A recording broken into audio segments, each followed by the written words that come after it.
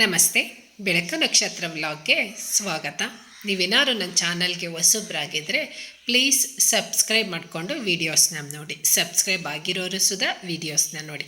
ಈ ರೆಸಿಪಿ ಏನಾದರೂ ಇಷ್ಟ ಆದರೆ ಫ್ರೆಂಡ್ ಆ್ಯಂಡ್ ಫ್ಯಾಮಿಲಿಗೆ ಶೇರ್ ಮಾಡಿ. ನಾನು ಇವತ್ತಿನ ದಿನ ಅಂದರೆ ನೀವು ಉಪ್ಪಿಟ್ಟು ಮತ್ತು ಚಿರೋಟಿ ರವೆದ ರೊಟ್ಟಿ ಇದನ್ನು ಮಾತ್ರ ತಿಂದು ಬೋರ್ ಆಗಿದ್ದರೆ ಈ ಚಿರೋಟಿ ರವೆ ಅಂದರೆ ಸೂಜಿ ರವೆ ಅಂತಾರಲ್ಲ, ಆ ರವೆನಲ್ಲಿ ಒಂದು ರೆಸಿಪಿ ಮಾಡಿದ್ದೀನಿ. ತುಂಬಾ ಚೆನ್ನಾಗಿರುತ್ತೆ. ಚಿಕ್ಕೋರಿಂದ ಹಿಡಿದು ದೊಡ್ಡೋರ್ವರೆಗೂ ಇಷ್ಟಪಡ್ತೀರಾ ಅಂತ ಅನ್ಬೋದು. ಈಗ ಮಾಡೋ ವಿಧಾನ ನೋಡ್ಕೊಂಡು ಬರೋಣ ಬನ್ನಿ. ಈಗ ಮೊದಲನೇದಾಗಿ ಒಂದು ಬಟ್ಲು ಇಟ್ಕೊಂಡಿದ್ದೀನಿ, ಗ್ಯಾಸ್ ಆನ್ ಮಾಡ್ಕೊಂಡಿದ್ದೀನಿ. ಅದಕ್ಕೆ 1 ಕಪ್ಪಷ್ಟು ನೀರು ಆ್ಯಡ್ ಮಾಡ್ಕೊತಾ ಇದ್ದೀನಿ. ಆ ನೀರು ಬಿಸಿ ಆದಮೇಲೆ ಅದೇ ಕಪ್ನಲ್ಲಿ 1 ಕಪ್ಪಷ್ಟು ಚಿರೋಟಿ ರವೆ ಅಂದರೆ ಸೂಜಿ ರವೆ ಅಂತಾರಲ್ಲ, ಆ ರವೆ ತೊಗೊಂಡು ಹಾಕೋತಾ ಇದ್ದೀನಿ. ಇದೊಂದು 2-3 ನಿಮಿಷಗಳ ಕಾಲ ಆ ನೀರಿನಲ್ಲೇ ಬೇಯಿಸ್ಬೇಕಾಗುತ್ತೆ. ಆ ನಂತರ ಒಂದು ಕೋಲ್ ಸಹಾಯದಿಂದ ಅಂದರೆ ಮುದ್ದೆ ಕೋಲು ಅಂತನಾದರೂ ಅನ್ಬೋದು, ಅಥವಾ ಮರದ್ದು ಯಾವುದಾದ್ರೂ ಒಂದು ಅಂದರೆ ಸೌಟುಗಳು ಆ ಥರ ಇದ್ದರೆ ನಾವು ಮುದ್ದೆ ಯಾವ ರೀತಿ ತಿರುಗ್ತೀವಿ ಅದೇ ರೀತಿ ಮಾಡ್ಕೋಬೇಕಾಗತ್ತೆ. ಅದೇ ಹದದಲ್ಲಿ ಬರುತ್ತೆ. ಈಗ ನೋಡಿ, ಸೇಮ್ ನಾವು ಮುದ್ದೆ ಯಾವ ರೀತಿ ತಿರುಗಿ ಮಾಡ್ಕೊತೀವಿ ಅದೇ ರೀತಿ. ಮತ್ತು ಉಪ್ಪು ರುಚಿಗೆ ತಕ್ಕಷ್ಟು ಉಪ್ಪು ಹಾಕಿದೆ, ಅದು ಸ್ಕಿಪ್ ಆಗಿಬಿಟ್ಟಿದೆ, ಉಪ್ಪು ಹಾಕ್ಕೊಳ್ಳಿ. ಈಗ ರೆಡಿ ಆಗಿದೆ ಇದು. ಈಗ ಒಂದು ಪ್ಲೇಟ್ಗೆ ಹಾಕ್ಕೊಳ್ಳೋಣ.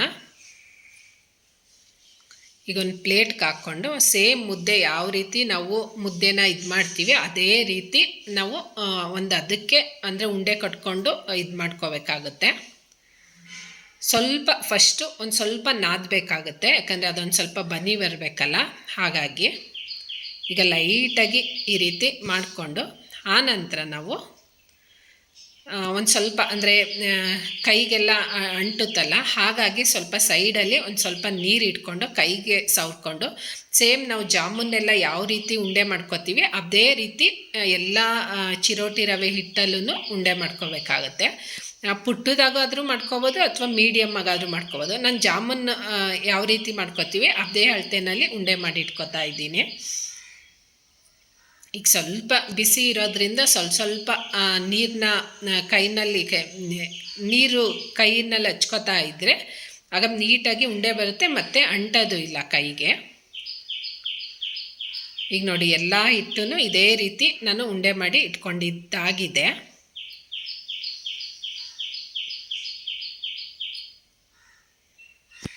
ಈಗ ನೋಡಿ, ಸೇಮ್ ಜಾಮೂನ್ ಥರನೇ ಕಾಣಿಸ್ತಾ ಇದೆ ಅಲ್ವಾ. ನಂತರ ಈಗ ನಾನು ಮತ್ತೆ ಸ್ಟವ್ ಮೇಲೆ ಒಂದು ಬಾಣಲಿ ಇಟ್ಕೊಂಡು ಎಣ್ಣೆ ಕಾಯೋದಕ್ಕೆ ಇಟ್ಟಿದ್ದೀನಿ.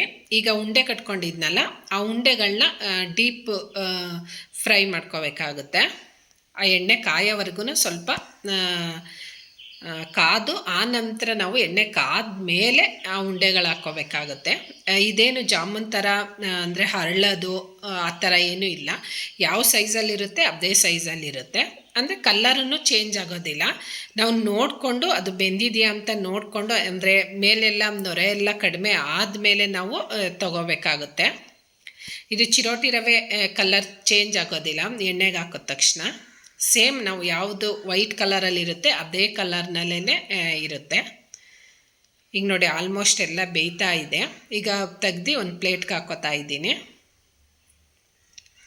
ಈಗ ಇನ್ನೊಂದು ಸಲನೂ ಆಗುತ್ತೆ, ಅದನ್ನು ಇದೇ ರೀತಿ ಎಣ್ಣೆನಲ್ಲಿ ಕರೆದು ಇಟ್ಕೋಬೇಕಾಗುತ್ತೆ. ಈಗ ಫುಲ್ ಎಲ್ಲ ಎಣ್ಣೆ ಎಲ್ಲ ಸೋರಿಸಿ ತಗೋಬೇಕಾಗುತ್ತೆ. ನಂತರ ಈಗ ನೋಡಿ, ರೆಡಿ ಆಗಿದೆ ಅಂತಲೇ ಅನ್ಬೋದು, ಎಷ್ಟು ಕ್ರಿಸ್ಪಿಯಾಗಿ ಬೆಂದಿದೆ ಅಂತ. ಯಾಕಂದರೆ ಚಿರೋಟಿ ರವೆ ಆಲ್ಮೋಸ್ಟ್ ಕ್ರಿಸ್ಪಿಯಾಗಿ ಬೆಂದೋಗ್ಬಿಡುತ್ತೆ. ಹಾಗಾಗಿ ನಂತರ ಈಗ ನಾನೊಂದು ಬೌಲ್ ತೊಗೊಂಡಿದ್ದೀನಿ. ಆ ಬೌಲ್ಗೆ ಸಣ್ಣದಾಗಿ ಕಟ್ ಮಾಡಿರೋದು ಈರುಳ್ಳಿ ತೊಗೋತಾ ಇದ್ದೀನಿ, 1 ಕಪ್ಪಷ್ಟು. ಆದಷ್ಟು ಎಷ್ಟು ಸಣ್ಣನೋ ಅಷ್ಟು ಸಣ್ಣವಾಗಿ ಕಟ್ ಮಾಡಿ. ನಂತರ ಒಂದು ಬೆಳ್ಳುಳ್ಳಿನ ಕಟ್ ಮಾಡಿ ತೊಗೊಂಡಿದ್ದೀನಿ.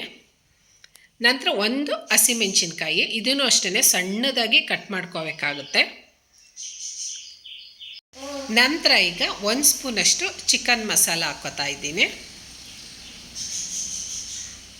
1 ಸ್ಪೂನಷ್ಟು ಚಿಲ್ಲಿ ಪೌಡರು.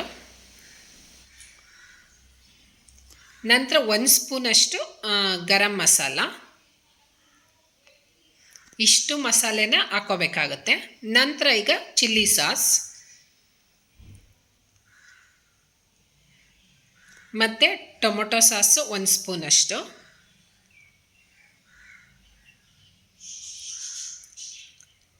ಮತ್ತು ಸೋಯಾ ಸಾಸು ಒಂದು 2 ಸ್ಪೂನಷ್ಟು ತೊಗೊಂಡ್ರೆ ಟೇಸ್ಟ್ ತುಂಬಾ ಚೆನ್ನಾಗಿರುತ್ತೆ. ನೋಡಿಕೊಂಡು ಹಾಕ್ಕೋಬೇಕಾಗುತ್ತೆ.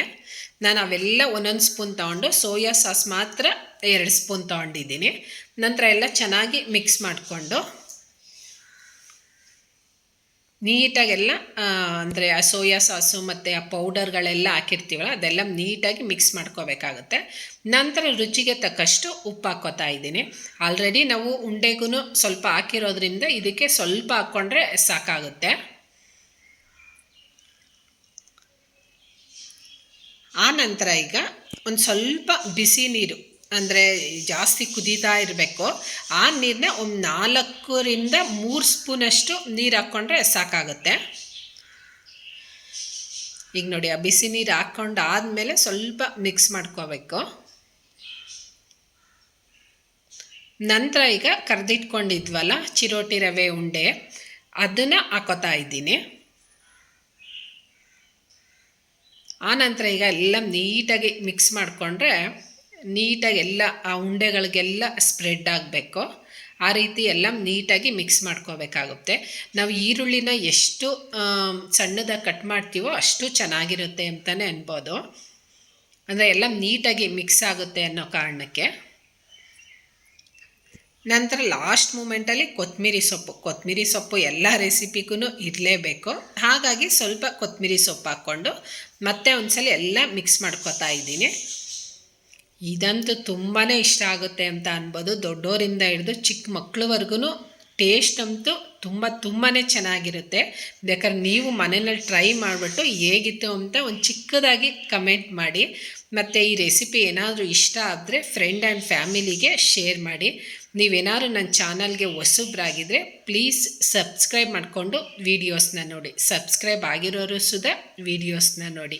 ಮತ್ತು ಅಲ್ಲೇ ಪಕ್ಕದಲ್ಲಿರೋ ಬೆಲ್ ಬಟನ್ನ ಪ್ರೆಸ್ ಮಾಡಿ. ನಂತರ ಹಾಲ್ ಅನ್ನೋ ಬಟನ್ನ ಪ್ರೆಸ್ ಮಾಡೋದ್ರಿಂದ ನಾನು ಯಾವುದೇ ವಿಡಿಯೋ ಹಾಕಿದ್ರೂ ನಿಮಗೆ ಮೊದಲನೇದಾಗಿ ನೋಟಿಫಿಕೇಷನ್ ಬರುತ್ತೆ. Thank you.